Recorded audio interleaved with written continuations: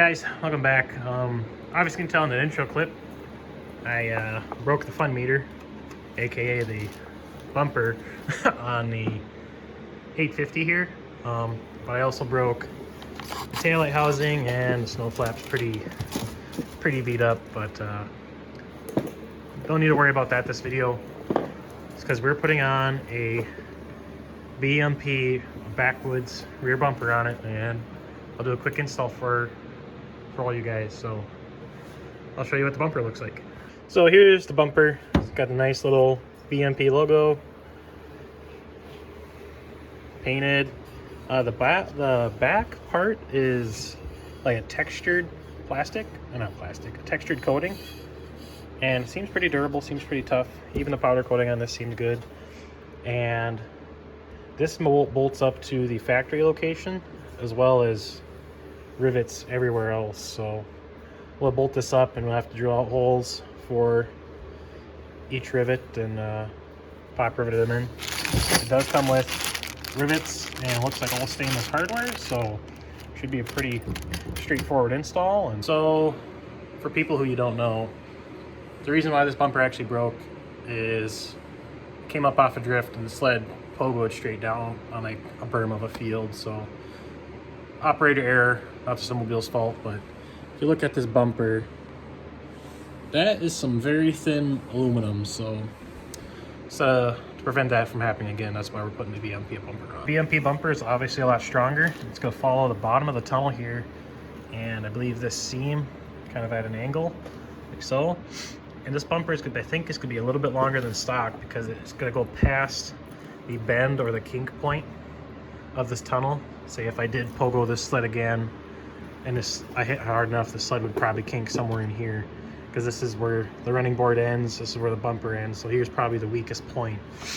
So this bumper will help prevent that in the future. Not saying it'll happen, but obviously this bumper is not holding up to what I do with it. So all right, let's take this stuff off so we can install a new one. All right, for you, what you need for this install or to take this bumper off is just a T30. I'm gonna use an impact, make it a little easier. And then if you do have like ice scratchers, the mounts will have rivets going into the tunnel and into the bumper. Those will need to be drilled out as well. So I do not have scratchers on this thing, so we'll have to go in and just take this guy off.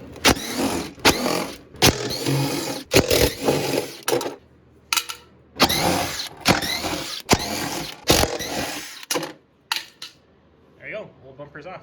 So get your appropriate side for the tunnel, and we're to put the bolts in, just leave them a kind of loose, and then we'll come in and drill the holes, mark and drill the holes after we get it kind of set in place here. We've got two bolts holding it in. These two are for the handle, so we're going to repeat this for the other side. I'm just left this kind of loose so we can kind of line everything up, and then we'll mark and drill the holes. So we got both sides on. Now we'll put the handle on. So looking at this kit better, these four bolts are for the bumper because they go through this plate, that plate, and then a tunnel.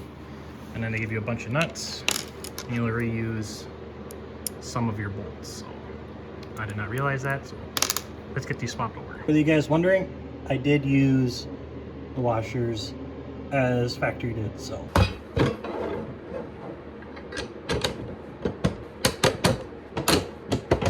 All right, we got those on. I still left everything loose. And now we'll get to pop 1, 2, 3, 4, 5, 6, 7, 8, 9, 10, 11, 12, 20 some rivets. So we'll find a drill bit to fit that size. It looks like a 13/16, and we'll start drilling them out and popping rivets. So I'm not sure if this is gonna work, but instead of taking everything back off after I mark the holes, I put tape over everything. So when the drill comes and hits the bumper, it will hit the tape, and hopefully the tape will be a barrier for it to scratch. So it might be a little difficult trying to find all the holes now, but it might save me a lot of work. So we'll get drilling now. There's no turning back now.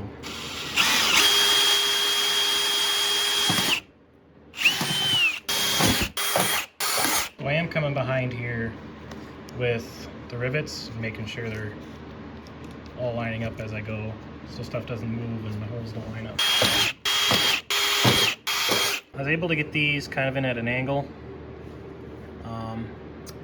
We do have to drill it here and here and reuse the old bolts, it looks like. This is the only one I think we're gonna have to drill from the backside, and the rivet's gonna have to come from the backside as well. All right, so far we got all of them except for that one yet. I'm still debating. I don't know what this hole is for. Because if I drilled this hole, put that bolt in, that leaves me another bolt I can use for the other side, unless I'm missing one that's supposed to go there.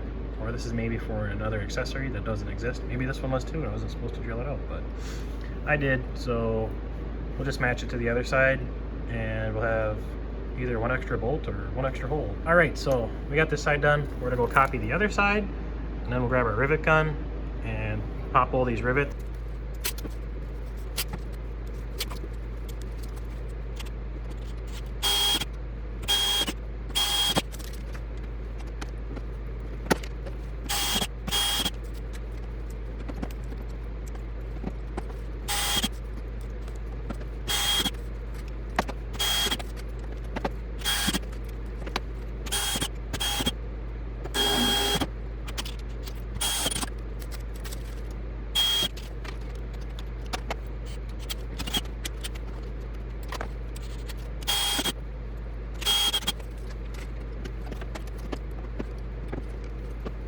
So I got all the rivets except for that one and the other side. So I got 2 extra. Still not sure what I'm gonna do there, but everything back here is all lined up. This is flush, this is flush, this is overhanging just a hair, but it is matching the other side. There is 2 longer rivets, and these go in the very back where they go through the handle, the plate, and then the tunnel, and the rest are the short rivets. So now we got that done. I'm gonna grab the rivet gun and we'll start popping rivets.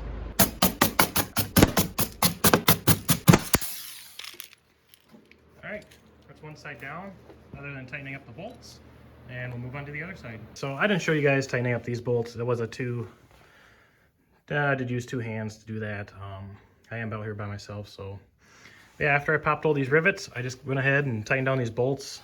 Even with this rivet popped, I was able to pivot this into place and get it flush on top and bottom for both sides. And I just came in here with a, 5/32 Allen head and a ratcheting wrench on the back and a, T27 Torx I used, or T30 Torx, and tighten everything down. So yeah, so that's the install. It took me about an hour to do it by myself. If you had someone else, it might go a little bit faster. I did also have a pneumatic rivet gun, which was a lifesaver. If you got a hand pump one or whatever, it might take a little bit longer, but it still wasn't difficult. I'd do that by hand any day. So let's get this thing out in the snow and see what this thing looks like. Here we go, guys. Only about 20 miles on a new bumper, but obviously it's holding up better. So, well, just want to give you guys a quick look at what it looks like out in the snow, what it looks like out in the sled. So I like it. I'd recommend it. So also, if you buy these bumpers, you get 50% off on parts. So it's good to know you can get parts if you ever get rear-ended and break the hoop back there. But all right, I'm gonna keep riding and get some more miles on. So don't forget to like, comment, subscribe. Check out Wiener Fab Brothers or Wiener Fabrication on social media for all YouTube updates. So all right, guys, until next time.